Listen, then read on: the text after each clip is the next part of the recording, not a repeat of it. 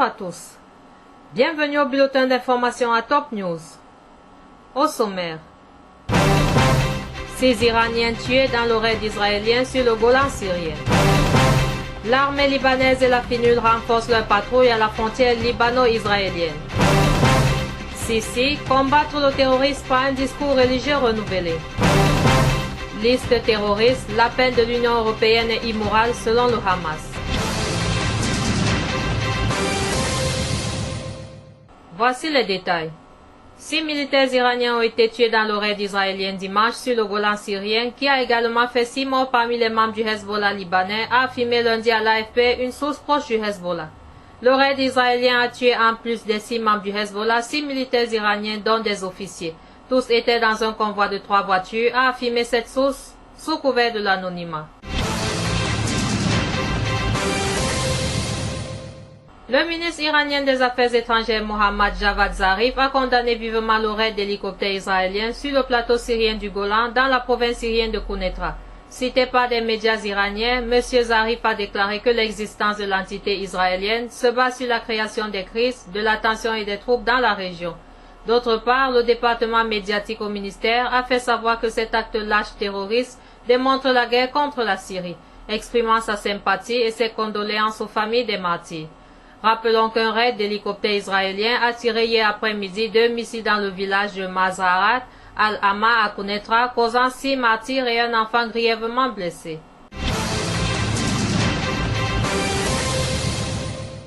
Le ministre de l'Information, M. Omran Zoubi, a affirmé que l'agression israélienne contre Quneitra n'est pas extraordinaire ou soudaine, mais elle fait suite au crime de l'entité de l'occupation dès sa fondation et qu'elle entre dans le cadre de l'appui aux organisations terroristes qui figurent sur la liste du terrorisme.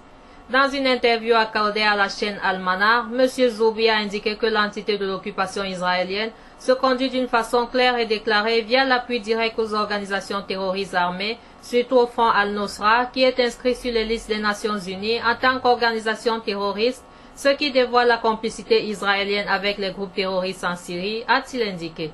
M. Al-Zoubi s'est étonné de la participation du chef du gouvernement de l'entité de l'occupation, Benjamin Netanyahou, à la marche de Paris contre le terrorisme, alors qu'il représente avec son gouvernement le terrorisme même, à travers les agressions terroristes répétées contre Gaza, Al-Quds, le Liban et la Syrie.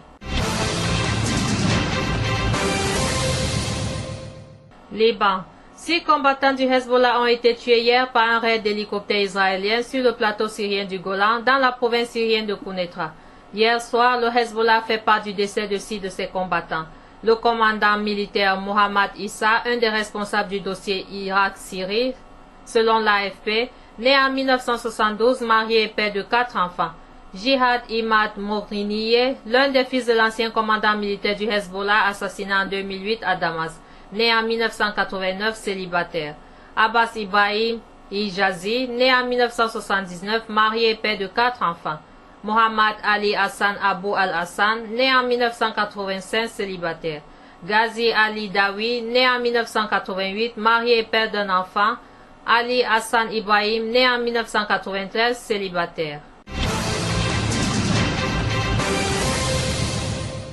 Au lendemain d'un raid israélien sur le plateau syrien du Golan ayant entraîné la mort de plusieurs combattants du Hezbollah, l'armée libanaise et la FINUL ont renforcé lundi leur patrouille le long de la frontière libano-israélienne, rapporte l'Agence nationale d'information. Selon la même source, une activité plus dense a été notée de l'autre côté de la frontière au poste de contrôle israélien. Le ministre libanais de la Santé Wael Boufaou a indiqué lundi lors d'une conférence de presse visant à faire un premier bilan de sa campagne pour la sécurité sanitaire des aliments que la situation sanitaire est toujours tragique à l'aéroport de Beyrouth. La situation sanitaire tragique de l'aéroport de Beyrouth est toujours tragique, a déclaré M. Boufaou, qui a indiqué avoir demandé au ministère des Travaux d'entamer des réformes. Nous avons senti un grand changement au niveau de la propreté lors de nos visites dans les restaurants. Il y a aussi un changement au niveau des tests. Les propriétaires d'établissements sont eux-mêmes en train de faire tester leurs produits, a déclaré lors de cette conférence de presse le ministre, qui a assuré que la campagne continue et qu'elle va s'attaquer à de nouveaux produits. Le président égyptien Abdel Fattah al-Sisi a appelé à combattre le terrorisme par un discours religieux renouvelé lors d'un forum lundi à Abu Dhabi. La résurgence du terrorisme nécessite une réaction bien réfléchie de la communauté internationale, a déclaré le chef de l'État égyptien en visite depuis samedi aux Émirats arabes unis. Considérant la sécurité du Golfe comme une ligne rouge à ne pas dépasser, il a apporté un soutien sans faille aux efforts des Émirats arabes unis pour sauvegarder leur sécurité. Il a souhaité davantage d'efforts pour faire face à toute atteinte à la sécurité des pays du Golfe. Dans un message à tous les Arabes, le président Sisi a appelé chacun à préserver son pays. Nous sommes en train de nous autodétruire, a-t-il affirmé, relevant que les pays arabes comptent le plus grand nombre de réfugiés au monde et s'interrogeant sur le point de savoir si les pays arabes passent par une période de changement ou de destruction. Enfin, le Hamas palestinien a qualifié lundi d'acte immoral l'appel interjeté par l'Union européenne contre la récente décision de justice ordonnant le retrait du mouvement islamiste de la liste terroriste de l'Union européenne.